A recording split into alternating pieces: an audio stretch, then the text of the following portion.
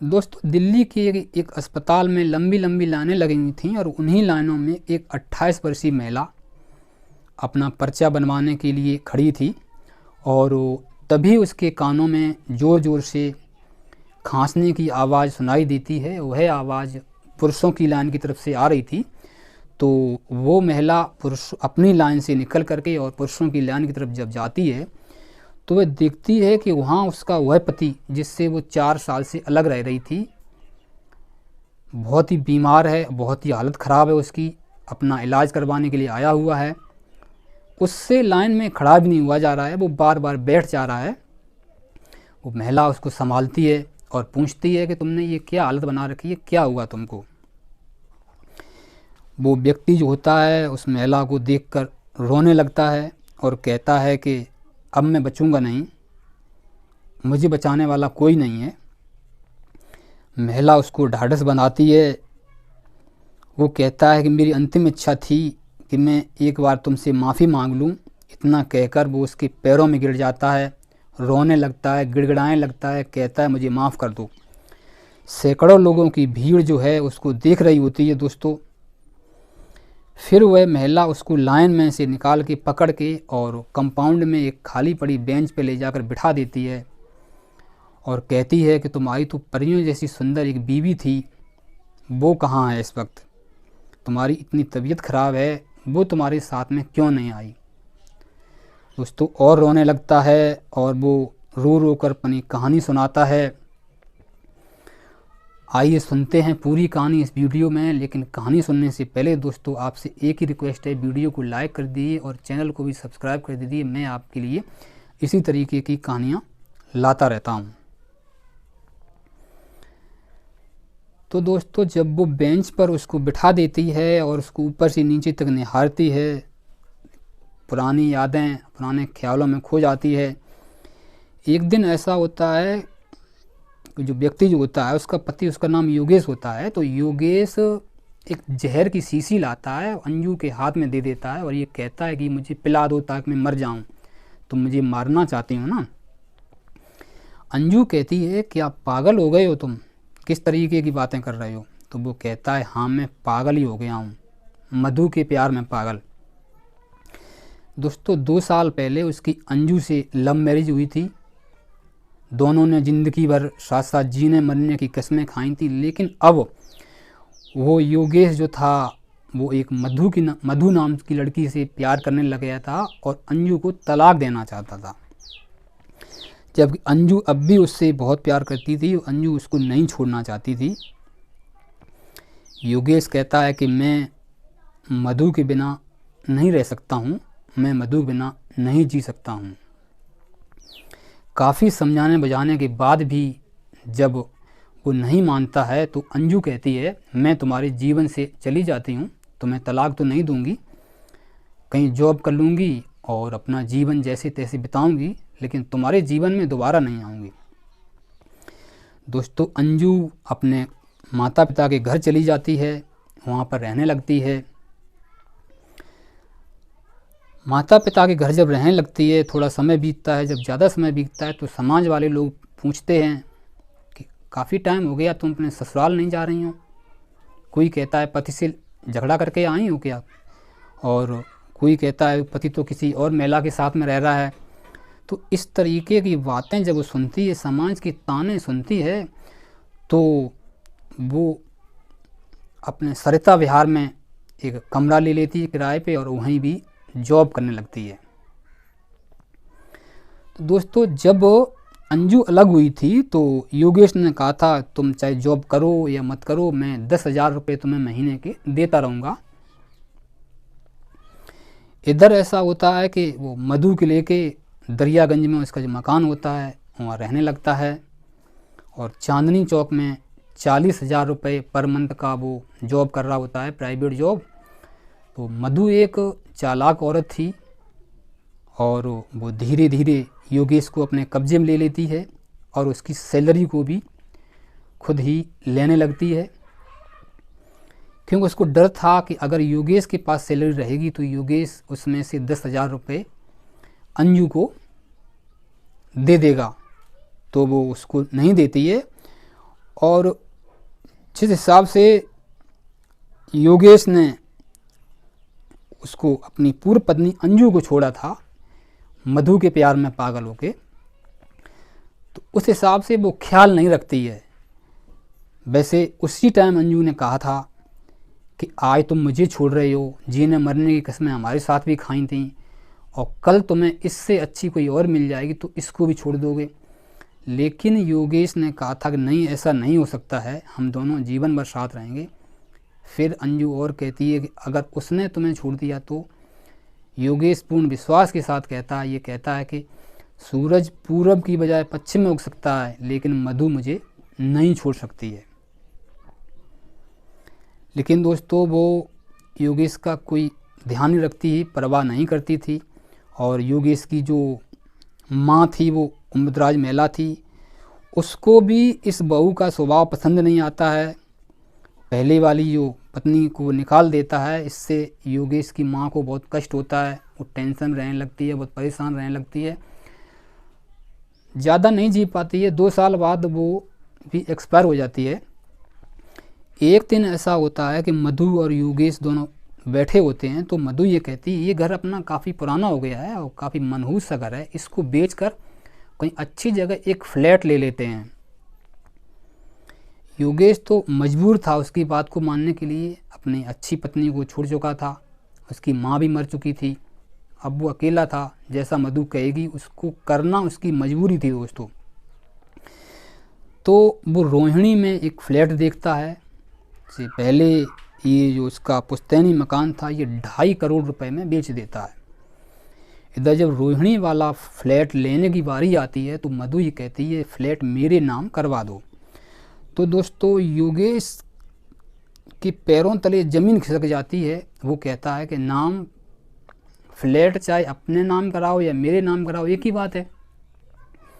लेकिन जब वो जिद करने लगती है तो ये कहती है कि फ्लैट मेरे नाम नहीं कराओगे तो 2 फ्लैट ले लो, एक अपने नाम से ले लो, एक मेरे नाम से ले लो।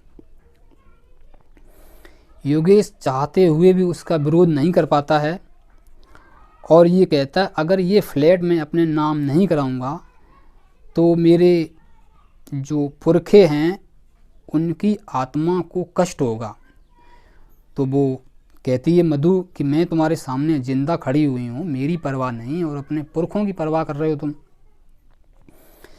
जब वो ज़्यादा जिद करती है, ये कहती है मैं पंखे से लटक के अपनी जान दे दूँगी, तब योगेश 50 लाख रुपए उसको दे देता है मधु को, जो 2.5 करोड़ का उसने बेचा था मकान उसमें से, और 2 करोड़ रुपए का फ्लैट रोहिणी में ले लेता है। जो स्थिति उसकी चल रही थी, जिस तरीके से रह रहा था वो, जिस तरीके से परेशान था, उससे उसको टेंशन होने लगता है, वो धीरे धीरे डिप्रेशन में चला जाता है। जो परेशान ज़्यादा रहने लगता है तो वो नशा करने लगता है। जब नशा करने लगता है तो उसकी स्थिति बिगड़ने लगती है, हालत ख़राब होने लगती है और वो स्मोकिंग भी करने लगता है।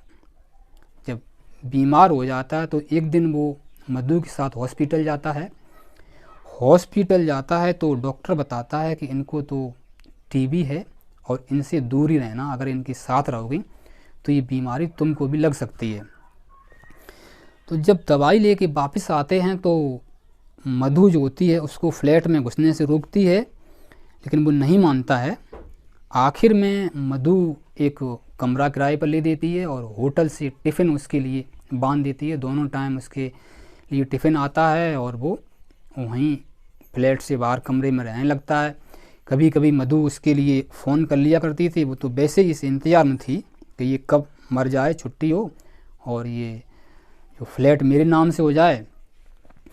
आखिर में तंग आके परेशान होके उसने वो नौकरी भी छोड़ दी। एक तो स्वास्थ्य भी अच्छा नहीं और माँ भी मर चुकी, कोई साथ देने वाला नहीं, नौकरी का पैसा उसको मिलता नहीं था, तो वो नौकरी भी छोड़ देता है। जब नौकरी छोड़ देता है तो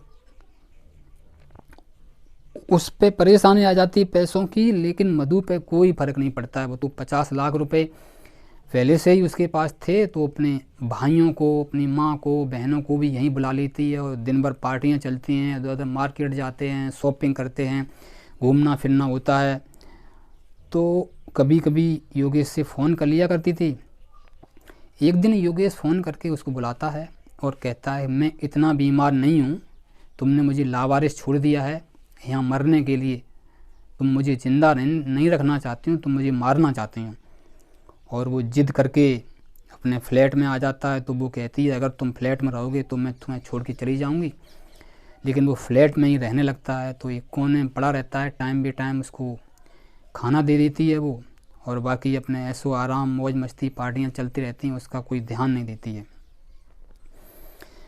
तो तभी ऐसे ही एक दिन दवाई लेने के लिए जाता है। वैसे भी वो सफदरगंज हॉस्पिटल से अपने मुफ्त में दवाई करवा रहा था, टाइम बे टाइम दवाई खाता था, नहीं भी खाता था तो उसको ठीक से आराम भी नहीं हो जाता है।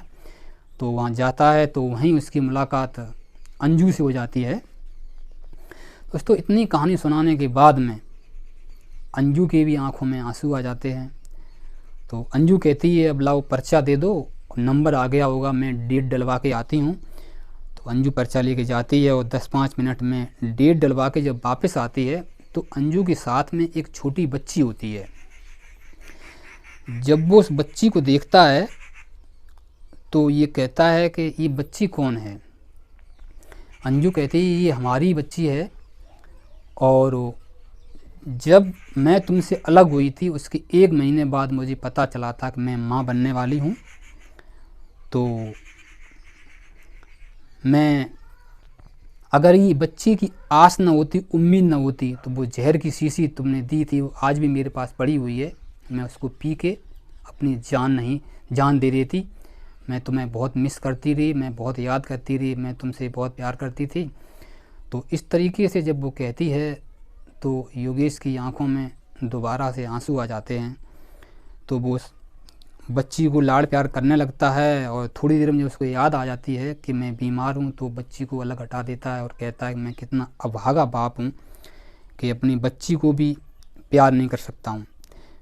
और योगेश कहता है कि तुमने मुझे बताया नहीं, बच्ची हुई तब भी नहीं बताया। तो दोस्तों, वो अंजू कहती है कि तुमने मुझे 10,000 रुपये महीने देने का वादा किया था, तुमने कभी मुझे 1 रुपया भी नहीं दिया। बच्ची का जब जन्म हुआ तो मैं 15 दिनों तक अस्पताल में पड़ी रही, तुम्हारा इंतज़ार करती रही, और तुम नहीं आए। इस बच्ची की वजह से ही मैं ज़िंदा रह पाई हूँ और ज़िंदा हूँ, ये बच्ची है। तो बाकी वो पूछता है कि तुम कैसी हो, किसका इलाज करवाने आई हो। तो वो बताती है कि मैं तो ठीक हूँ, सब ठीक है। इतनी देर में फिर उसका नंबर आ जाता है, तो वो जाते हैं मेडिकल डिपार्टमेंट में। डॉक्टर देखता है उसको, कहता है कि जब तबीयत ज़्यादा ख़राब होती है तो तुम आ जाते हो, दवाई टाइम से क्यों नहीं खाते हो, इस तरीके से ठीक नहीं होगे। अंजू से कहता है कि डॉक्टर कि बहन जी, इनका ध्यान रखना, अगर रेगुलर सही से दवाई चलेगी तो ये ठीक हो जाएंगे, वरना इनकी ठीक होने की उम्मीद नहीं है। तो दोस्तों, अंजू उनको दवाई दिलवा लेती है और वहाँ से आ जाती है। दोनों ही थोड़ी देर एक दूसरे को देखते हैं। उसको एक सहारे की आवश्यकता थी जो उसकी सेवा कर सके, लेकिन इधर अंजू भी उसको अपने साथ नहीं ले जा सकती थी, क्योंकि अंजू अपनी माँ के पास रह रही थी और वो चाहता है कि ये मुझे साथ में ले जाए। तब एक दूसरे का नंबर ले लेते हैं दोनों लोग, और अंजू कहती है, घर जाके पहुंच जाओ तो फ़ोन कर देना, 15 दिन बाद मेरे से फ़ोन करना, मैं तुम्हें दोबारा दिखाने के लिए ले आऊँगी। चला जाता है योगेश, और उस बच्ची को जाते जाते एक 50 का नोट दे के जाता है, प्यार करता है बच्ची को।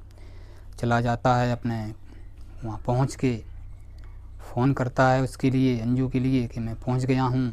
इधर अंजू अपनी पूरी कहानी अपनी माँ को बताती है और कहती है कि उनकी ऐसी हालत थी, अगर ऐसी हालत रहेगी तो वो नहीं बचेंगे नहीं वो। फिर दोस्तों, ऐसा होता है कि उसकी माँ कहती है कि जैसा तुम्हें अच्छा लगे, जैसा करना चाहो वैसा करो।